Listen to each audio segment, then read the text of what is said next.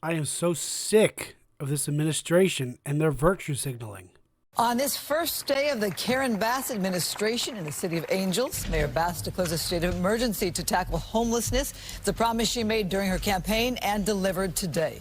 The Biden administration has a big plan to reduce homelessness. It follows a model that gets people into housing first, and then it works to address the reasons they became homeless in the first place. These leaders like to virtue signal. They like to act like they're doing something. $10,000 off your student loans when they knew damn well that couldn't happen.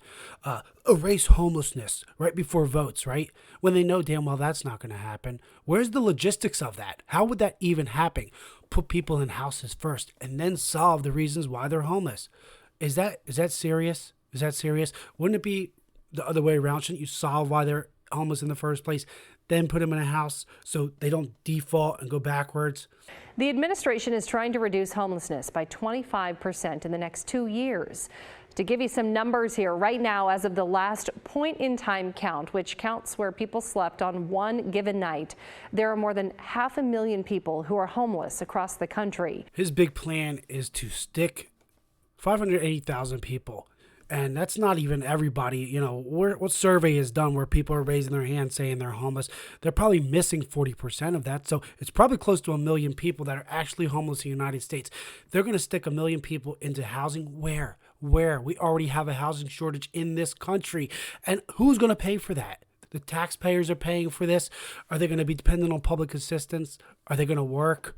How are they going to contribute to society? Just simply saying, you're in a house now, we solved homelessness, is not the best policy. And is that a sophisticated policy to come out of the world's greatest nation? Hey, we stuck them in 4 walls and a roof, so problem solved, right? It's insane. Are they going to stop using drugs once they go into their new houses? Is their mental illness going to be solved? This is a very laissez-faire approach to solving homelessness. In addiction, right, they say people, places, and things. Do you think by sticking a person in a new house, 4 walls, which is probably going to be more like a dormitorium, maybe 100 square feet, are they going to be happy and healthy and ready to conquer the world? Are they going to be depressed and miserable and congregate back to the people, places, and things that they were doing prior to entering that 100 square foot room? The challenge, though, is less about helping those who want it than it is about getting people like Cisco, service resistant, off the streets when they don't want to go. Seems like almost jail-like or penitentiary-like almost. So I don't know, kind of. Yeah, I don't want that. I don't know, really. And there's a certain type of freedom about being like homeless. And you heard it right there, guys. They don't want the help. This man in particular says it almost feels jail-like to just take a bunch of people and slap them in a motel or some kind of apartment building. You know, there's a certain sense of freedom in being homeless. Tell me again how this policy is going to solve anything. Again, with a grain of salt, I understand they're trying something, right? It's an attempt at a problem that needs to be dealt with. But it's virtue signaling. It's not a real attempt. They didn't just start studying homeless people yesterday. They've been documenting them since the 70s, the 80s, when the epidemic in New York was going on. They know what makes people homeless. They know things that will and won't work. And this mayor's been in office for a day. This is just, I acted on my campaign promises and, look at me, pat me on the back. I'm over it. I want to see real change. I want to see real change, not just talk. And this, I'm afraid, is just talk. The plan goes over the root causes of homelessness, including racist housing policies. Racist housing policies? Seriously? Come on, get real. Does this administration have to inject race into everything that they talk about? He is so woke.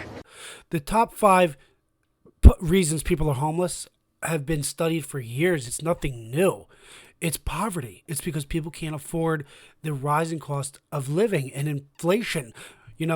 Right now as we're talking, they're set to pass this $1.7 trillion omnibus bill. Oh, that's going to help with inflation, isn't it? right? So there's going to be more homeless people right there. You know, foreclosures. When people get foreclosed on their home, they're homeless, right? If I lost my house tomorrow, I'd be homeless. You know, I don't even know what I would do. And the third biggest reason is substance abuse. You see my videos, 33%. They've studied this. 33% of homeless people are there because they have a substance abuse problem. Other things can be domestic violence, mental illness, but it certainly isn't because of racist housing policies. Not to say that there isn't racist policies in America. There are, but it's not the reason people are homeless. Get over it, Biden. You know who said that? Joe Biden. You know, I'm so worked up, guys, because you see my videos. That's what my content's about. It's about the homeless and addicted population in my specific neighborhood called Kensington. But the statistics are more than 500,000 people nationwide. Philadelphia actually has a low homeless population. I think it's like 6,000. You know, LA's got 40,000 homeless people. You know, as the cost of living goes up, as, you know, immigration continues to go unchecked, there are 10 to 14,000 immigrants coming in the southern border every single day. 10 to 14,000 people that don't have homes, right? So that's 10 to 14,000 homeless people coming in the border every single day, right? So every 10 days, add another 100,000 people to that number. And Biden's plan is to give them homes and then figure out why they're becoming homeless, right? I don't know, call me crazy, but I think I figured it out. It's so easy to point fingers at, you know, homeless people. It is a crisis, and something needs to be done about it, right? We can't have 600,000 people to 1 million people just living on the street in tents. That's insane. You know, these are people. These are someone's daughters and wives and husbands and children, right? If you're doing drugs, if you're there because of drugs, which studies have said that 33% of you are, that's a little different in my opinion. I'm not so sympathetic to that. You know, it's a lifestyle you're choosing. You'll see, right, this interview right here, this guy is homeless and admits to having a substance abuse problem, admits to not taking help. Right? Should we be empathetic to that? This 39-year-old from Ohio tells me he has a drug problem, is estranged from his family. He's also said no to repeated offers of shelter. On the other hand, if you're homeless because, you know, you lost your job and have no savings and your house is foreclosed on after 3 months, you have no friends or family to live with, and you're on the street, you know, hopeless, you know, those are real Americans struggling. And that's a crisis and an epidemic. And that people, but that was caused by the administration top down. It's a trickle down. It's these policies that send trillions of dollars to other countries. You know, the Biden administration just approved a $1.7 trillion omnibus package. And if you look at the package, it's like $800 billion for the military, and the remainder of it is for foreign policy. Chuck Schumer quoted as saying that it's the easiest way to get another $6.4 billion to his buddies over in Ukraine. Because that's what they do. That's what an omnibus is. You know, just so you guys know, if you're not familiar with the term, an omnibus is a package. They'll brand it as one thing, like a military budget. Oh, we want to increase the military budget. So Congress thinks they're voting on one thing when in reality, it's all subset of appropriations. There's hundreds of tiny other things that they're voting on, like sending more aid to Ukraine. That might be a little sentence inside the bill, but you voted on it. No, we voted on military spending. Yeah, and more money for Ukraine. So that's what these snakes do. They package everything in one bill and you vote on it, and they've just changed 15 bills at the same time.